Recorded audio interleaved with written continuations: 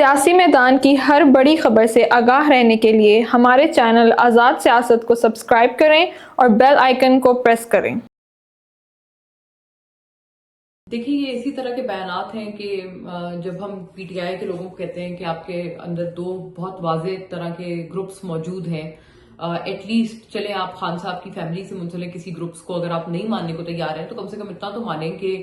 ایک کے پی ٹی آئی کے پی کا ایک پورا گروپ ہے اور ایک پی ٹی آئی فیڈرل گروپ ہے، اور دونوں ایک دوسرے کے خلاف اکثر تصادم میں نظر آتے ہیں پالیسیز کو لے کر۔ اگر آپ یہ ماننے کو بھی تیار نہیں ہیں تو آئی تھنک آپ خود ہی ایک ڈینائل میں رہ رہے ہیں، یا پھر آپ شاید میڈیا پر کوئی اسٹریٹجی بہت اتنی آپ ڈیسپریٹ ہو کر آپ ایک یکجہتی دکھانا چاہتے ہیں کہ آپ شاید سچ سے ہی آنکھیں چرا رہے ہیں۔ تو ایک ایسا تاثر پی ٹی آئی کے حوالے سے ایگزسٹ کرتا ہے، اور یہی دھڑے بندیاں ہیں جن کے حوالے سے ہم لوگوں نے اکثر بات بھی کی ہے، اور جب بھی بات کی جاتی ہے تو پی ٹی آئی کے لوگ بہت سیخ پا ہو جاتے ہیں، بڑا ری ایکشن دیتے ہیں کہ جی والی باتیں آپ لوگ کر رہے ہیں۔ لیکن جب ہم پس پردہ پوچھتے ہیں تو وہ باقاعدہ تسلیم کرتے ہیں کہ ہاں بالکل گروپس موجود ہیں، بالکل الگ الگ تھاٹس موجود ہیں، اور ہر کوئی ایک دوسرے سے تصادم میں کانفلکٹ میں نظر آتا ہے، اور کوئی اسٹرانگ ایز سچ پارٹی کی لیڈرشپ فی الحال ایز وی اسپیک ایبسنٹ ہے۔ یہی بات ابھی بھی نظر آئی ہے کہ جیسے زلفی بخاری کے خلاف خان صاحب کی بہن نے بیان دیا ہے، اور باقاعدہ بہت میں سمجھتی ہوں کہ حیران کن بیان ہے ان کا۔ انہوں نے اس حد تک کہا ہے کہ زلفی بخاری خود تو پڑھا لکھا نہیں ہے، اور پھر اس لیے انہوں نے عمران خان کو ایمبیرس کرنے کے لیے ان کو وہ آکسفورڈ یونیورسٹی کے چانسلر کے لیے انہوں نے وہ لڑوایا، اور وہ سارا نا ان کا نامینیشن بھیجا، لڑے تو خیر وہ نہیں ہے۔ تو بہت ایک عجیب سی بات تھی۔ میں سمجھتی ہوں کہ دیکھیں ویدر وی لائک اٹ اور ناٹ، بٹ زلفی بخاری نے پی ٹی آئی کے لیے کافی کام کیا ہے، اور جو پچھلے دنوں میں بلکہ پرو پی ٹی آئی کچھ لا میکرز ہیں جنہوں نے خط و کتابت کی ہے اپنی حکومتوں کو، برطانیہ میں، امریکہ میں انہوں نے خط لکھے ہیں، باوجود اس کے کہ چلیں اس کے اوپر ایک تنقید تو آ رہی ہے کہ جی وہ زائنسٹ لابی ہے، اور الٹا کئی لوگ اس کا یہ بھی تصور کر سکتے ہیں کہ وہ ان کے پی ٹی آئی کے لیے الٹی پڑ رہی ہے وہ ساری باتیں نا، مطلب ان کے حق میں جانے کی بجائے ان کے خلاف جا رہی ہیں۔ بٹ اگر آپ ان کے سینس سے، ان کے پرسیپشن سے، یا ان کے نظریے سے دیکھیں تو وہ تو کہیں گے ہم تو بہت ایک مطلب خان صاحب کے لیے بہت ایک اگلے نہج تک جا کر کوششیں کر رہے ہیں کہ ہم لوگ تو باقاعدہ جو بین الاقوامی لیجسلیٹرز ہیں ان سے ہم لوگ خط و کتابت لکھوا رہے ہیں خان صاحب کے حق میں، وچ از انپریسیڈنٹڈ۔ مطلب اس طرح کی خط و کتابت مجھے تو یاد نہیں پڑتا کہ جب میاں صاحب تھے پابند سلاسل، یا جب ان کی فیملی پہ برا وقت تھا تو اس وقت کوئی ایسی چیز ہوئی ہو، یا ایسی کوئی خط و کتابت ان کے حق میں ہوئی ہو کسی کی طرف سے، ایسا نہیں ہوا تھا۔ تو ایک انپریسیڈنٹڈ چیز ہے اور بڑی چیز ہے جو کہ ایک پاکستانی لیڈر کے لیے کی جا رہی ہے، اور بہت عجیب سی بات ہے کہ جو وہ شخص وہ چیز کر رہا ہے اسی کو بار بار جو ہے وہ پی ٹی آئی پاکستان آڑے ہاتھوں لے رہی ہے۔ پچھلے ویلاگ میں بھی میں نے آپ کی تذکرہ کیا تھا کہ ایک پی ٹی آئی کا یہاں اجلاس ہوا تھا جو فردوس شمیم نقوی وغیرہ کے زیر اہتمام تھا، اور اس میں انہوں نے باقاعدہ زلفی بخاری اور شہباز گل ان دونوں لوگوں کو باقاعدہ مائنس رکھا تھا، اور ان کی شمولیت نہیں کروائی تھی، اور یہ کہہ کر نہیں کروائی تھی کہ یہ لوگ مشکل وقت میں برداشت کرنے کی بجائے اور صحبتیں جھیلنے کی بجائے یہ لوگ تمام لوگ جو ہیں وہ فرار ہو گئے، اور اس لیے ان کو ہم کسی بھی پارٹی کی جو ایک فیصلہ سازی ہے اس میں ہم لوگ شامل نہیں کریں گے۔ تو آئی تھنک یہ بھی دیکھیں کہ اگر ایک پارٹی ایسی ہے جس کی پریزنس باہر زیادہ معنی رکھتی ہے، اور وہ لوگ اگر وہاں جا کر کام کر رہے ہیں اور پی ٹی آئی کے حق میں کام کر رہے ہیں، تو آئی تھنک وہ بھی ان کو اس حد تک اس کو کیا کہنا چاہیے، ریڈیکیول نہیں کر دینا چاہیے کہ بالکل نہیں آپ تو کچھ بھی نہیں کر رہے، آپ تو مزے کر رہے ہیں باہر۔ I don't think that's the right thing to do. اور اس وقت پارٹی کو چونکہ یکجہتی کی ضرورت ہے، تو بہت عجیب سی بات ہے کہ چلے فردوس شمیم نقوی یا باقی جو پی ٹی آئی پاکستان کے لوگ ہیں وہ لوگ تو ایسی باتیں اگر کر رہے تھے تو چلیں ایک پارٹی میں آپس میں ہوتی ہے نا رائیولری، کمپٹیشن، سب کچھ، لیکن خان صاحب کی بہن اس طرح کا بیان دے رہی ہیں جن کا سیاست سے بھی کوئی تعلق نہیں ہے، لیکن پھر بھی وہ ایسا بیان دے رہی ہیں جو کہ زلفی بخاری کے خلاف ہے۔ اور زلفی بخاری بہت امپورٹنٹ اور نوٹ وردی بات یہ ہے کہ وہ صرف مطلب کوئی پی ٹی آئی کے صرف لیڈر نہیں ہے، وہ خان صاحب کے بڑے ذاتی دوست ہیں۔ تو آئی تھنک یہ ایک طرح سے دوبارہ سے اجاگر کرتی ہیں اس طرح کی چیزیں کہ پارٹی بے پناہ رفٹس اور دھڑے بندیوں میں اس وقت بری طرح سے بڑھ چکی ہے۔ دیکھیں یہ جو جوڈیشل کمیشن کا قیام ہوا ہے 13 ممبران پر یا ارکان پر مبنی ہے، اور میں سمجھتی ہوں کہ جو اپوزیشن کا اعتراض تھا کہ اس میں ہر طرح سے حکومت کی ایک پریسیڈنس ہے، حکومت کی ڈومیننس ہے، اور حکومت جو ہے وہ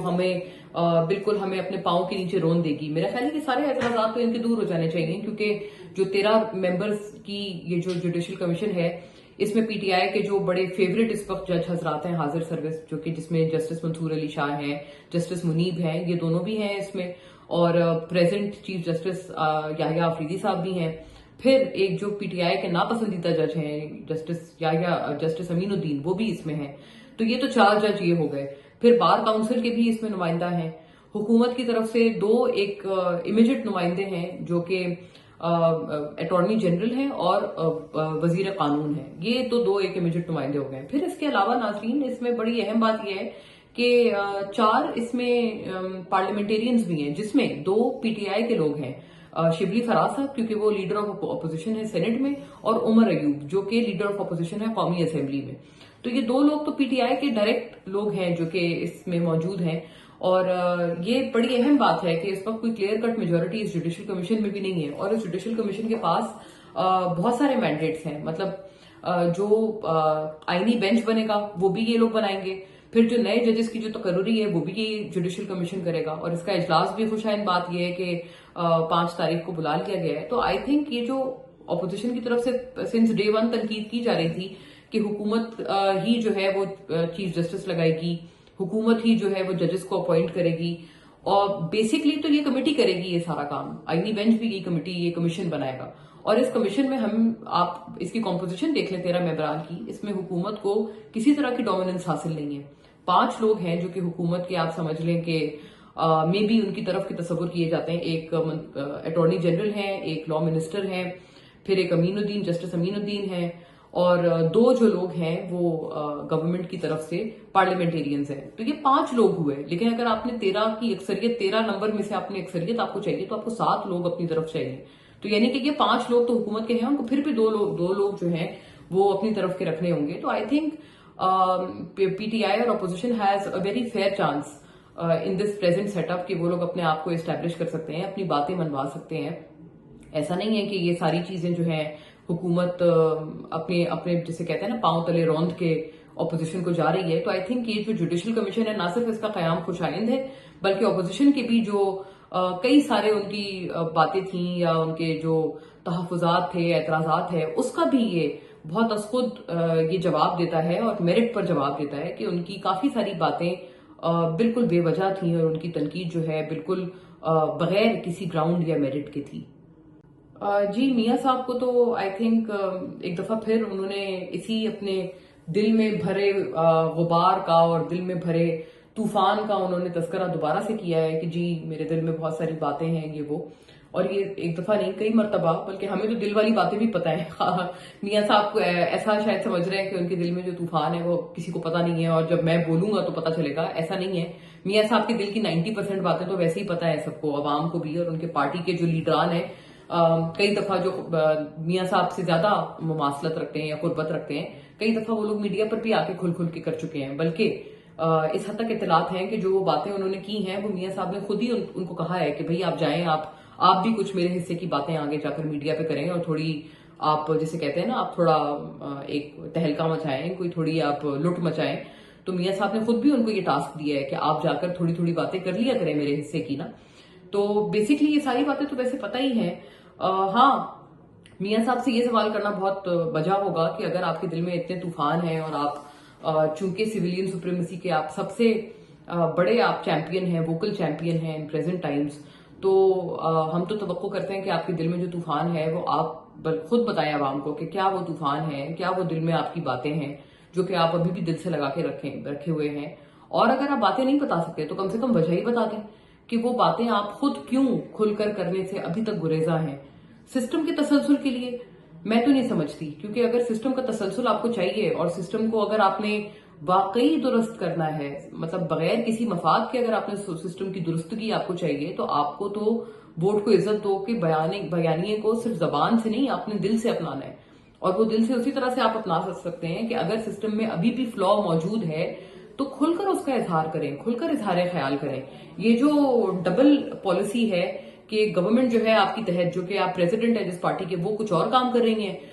وہ لوگ جو ہے وہ اس وقت تابعداری کے ثبوت دے رہی ہیں روز بروز، اور آپ وہاں پر جو ہے اپنی انقلابی باتوں پہ آپ گامزن ہیں. تو پلیز آئی تھنک میاں صاحب اگر باتیں نہیں بتا سکتے نا تو کم سے کم وجہ ہی بتا کے اپنے آپ کو